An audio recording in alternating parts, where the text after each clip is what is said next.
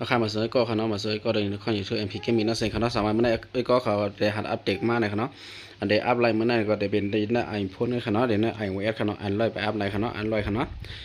ว่าขาอัปเดตมากขาเดี๋ยวมาหันเสียงแล้วขนาดว่าขามาหันแทงแล้วขาที่ขามาดีกันในขนาดขาเดี๋ยวมาลึกกันในขนาดลึกกันในเสียตาแคบหนึ่งในขนาดสามารถขาลึกกันในกายาวไหนดังนั้นในขาในขนาดขาเดี๋ยวหันการลดย่อมอยู่สี่การลดย่อมจริงแรงขนาดนะครับเดี๋ยวลดย่อมแบบนะครับมุดขนาดโคจะกับโคนะชิปไปเนี่ยเดี๋ยวลบย่อมมันขายเป็น1 10ไปขนาดเนี่ยโคอันนี้อันมาใหม่นะวันมันขนาดเดี๋ยวมี3 จุ่มขนาดโคอันเข้ามาใหม่ในขนาดโคดังน้ำดังไหลขนาดว่าโคจุ่มในขนาดเดี๋ยวเป็น7ทั้งหมดขนาดราคาหน้าก็ได้มากก้าค่ำในขนาดก้าค่ำในได้ก็2ในขนาด2จริง2หวยขนาดอันนี้ก็เลยว่าเกี่ยวกับขาดเอาขนาดก้าลำในได้ขาดเป็นว่าอันยังอันไว้ที่ว่าได้เอาขนาดก้าค่ำในได้ก็มันก็ก้าขนาด2ลูกไปขาก็รถได้ปอขนาดมี15ลูกขนาดนะครับโค้ชเนี่ยก็เลยว่า7ก็ขนาดค่าได้ค่าเลิกเนี่ยอันลด30%เนี่ย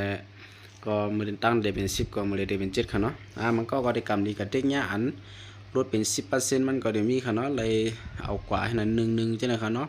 เต็มกองเต็ม3เฮาค่าได้เป็น1จังได๋ก็มีขนาดกองค่าได้ก็เสียขนาดนะคะ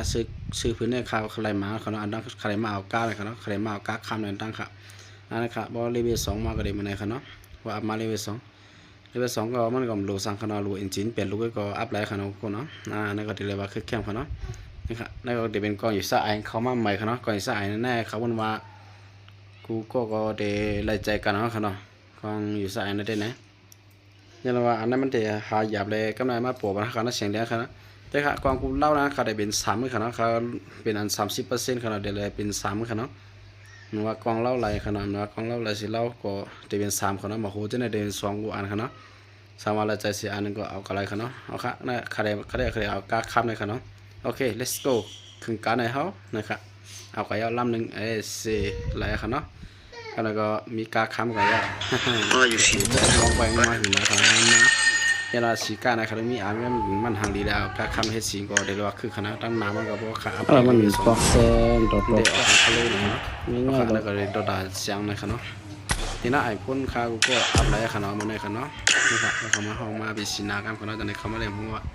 เขามาขนาดขนาดเพราะข้าสามารถเลยใจคิววิวขนาดก็อย่าพิมพ์ได้เลยติ๊กเซตติ๊กซับสไครบ์วันเขาอยู่ที่ MPK มีขนาดไม่ฮัลโหลกาคำเอาไว้กาคำไม่สำคัญ